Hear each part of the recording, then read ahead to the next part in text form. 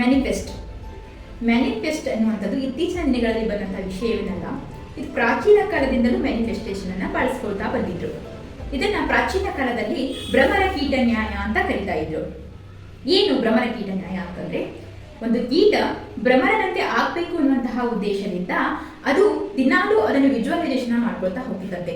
ಅಂದ್ರೆ ನಾನು ಭ್ರಮರನಂತೆ ದೇಹವನ್ನ ಹೊಂದಬೇಕು, ಭ್ರಮರನಂತೆ ರೆಕ್ಕೆನ ಹೊಂದಬೇಕು ಅಂತ ವಿಚಾರವನ್ನ ಮಾಡ್ಕೊಳ್ತಾ ಹೋಗ್ಬೇಕಾದಾಗ ಅದು ಒಂದು ದಿನ ಏನು ಅಂತಂದ್ರೆ ಆ ತರ ಭ್ರಮರ ಆಗಿ ಬದಲಾವಣೆ ಆಗ್ತಿದ್ದಂತೆ. ಅಂದ್ರೆ ವಿಜುವಲೈಸೇಷನ್ ಅನ್ನ ಮಾಡ್ಕೊಂಡಾಗ ನಾವು ಅಂದ್ಕೊಂಡಂತಹ ಗುರಿಯನ್ನ ಈಡೇರಿಸಿಕೊಳ್ಬಹುದು ಅಂತ ಹೇಳಿ. ಅದಕ್ಕೆ ಇನ್ನೊಂದು ಎಕ್ಸಾಂಪಲ್ ಅನ್ನ ಹೇಳ್ಬೇಕಾದಾಗ, ಮ್ಯಾನಿಫೆಸ್ಟ್ ಮಾಡೋರಿಗೆ ಶ್ರೇಷ್ಠ ವ್ಯಕ್ತಿಯಾದಂತಹ ಒಬ್ಬ ವ್ಯಕ್ತಿ ನನ್ನ ನೆನಪು ಬರ್ತಾರೆ. ಜಾನ್ಕಾರಿ ಅನ್ನುವಂತಹ ಒಬ್ಬ ವ್ಯಕ್ತಿ. ಅವರು ಒಬ್ಬ ಚಿಕ್ಕ ಕಲಾವಿದನಾಗಿದ್ರು. ಅವ್ರಿಗೆ ಏನು ಥಾಟ್ ಇತ್ತು ಅಂತಂದ್ರೆ, ನಾನು ದೊಡ್ಡ ಪ್ರಮಾಣದ ಕಲಾವಿದನಾಗಬೇಕು, $10 million ನಟನಾಗಬೇಕು, ಹಾಗೆ ಒಳ್ಳೆಯ ಮನೆಯನ್ನ ಹೊಂದಬೇಕು, ಕಾರ್ ಹೊಂದಬೇಕು. ಅವ್ರ ಲೈಫಲ್ಲಿ ಒಂದಿಷ್ಟು ಗೋಲ್ಗಳನ್ನು ಅವ್ರು ಇಟ್ಕೊಂಡು ಅದನ್ನ ಬರೆದು ಡೈಲಿ ಅದರ ಬಗ್ಗೆ ವಿಜುವಲೈಸೇಷನ್ ಮಾಡ್ಕೊಳ್ತಾ ಇದ್ರು.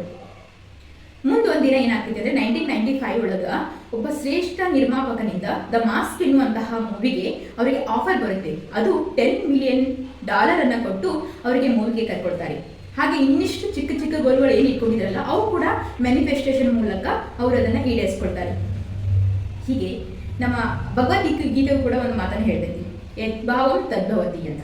ನಾವು ಏನು ವಿಚಾರವನ್ನ ಮಾಡ್ತೀವಿ, ಏನು ಯೋಚನೆಯನ್ನ ಮಾಡ್ತೀವಿ, ಅದೇ ತರ ಆಗುವುದು ಅಂತ. ಹಾಗೆ ನಮ್ಮ ಹಿರಿಯರು ಕೂಡ ಹೇಳ್ತಾ ಇದ್ರು, ಮನಸ್ಸಿದ್ದರೆ ಮಾರ್ಗ ಅಂತ ಹೇಳ್ಬಿಟ್ಟು.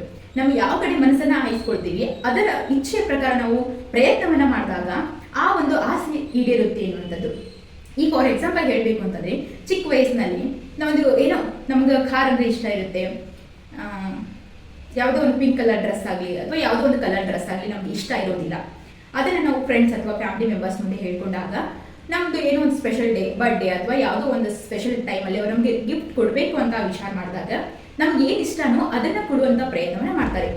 ಈಗ ನಮ್ಗೆ ಯಾವ್ದು ಕಲರ್ ಡ್ರೆಸ್ ಇಷ್ಟ ಇಲ್ಲ ಅಂದ್ರೆ, ಅವ್ರಿಗೆ ಈ ತರ ಕಲರ್ ಡ್ರೆಸ್ ಇಷ್ಟ ಇಲ್ಲ, ಅದನ್ನು ಕೊಡಿಸೋದು ಬೇಡ, ಅವ್ರಿಗೆ ಯಾವ್ದು ಇಷ್ಟ ಇರುತ್ತೆ ಆ ಥರನೇ ಅವ್ರಿಗೆ ಕೂಡ ತಲೆಯೊಳಗ ವಿಚಾರವನ್ನ ಓಡ್ತವೆ. ಹಾಗೆ ಪ್ರಪಂಚವು ಕೂಡ ನಾವು ಏನು ಇಷ್ಟಪಡ್ತೀವಿ ಅದನ್ನು ಕೊಡುವಂತಹ ಒಂದು ಕೆಲಸವನ್ನ ಮಾಡ್ತೀವಿ.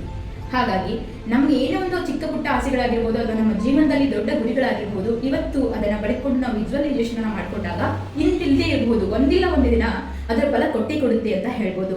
ಒಂದಿಲ್ಲ ಒಂದು ದಿನ ಆ ವಿಜುವಲೈಸೇಷನ್ ಮೂಲಕ ನಮ್ಮ ಗುರಿಯನ್ನು ನಾವು ಈಡೇರಿಸ್ಕೊಳ್ಬೋದು ಅಂತ ಹೇಳ್ಬೋದು.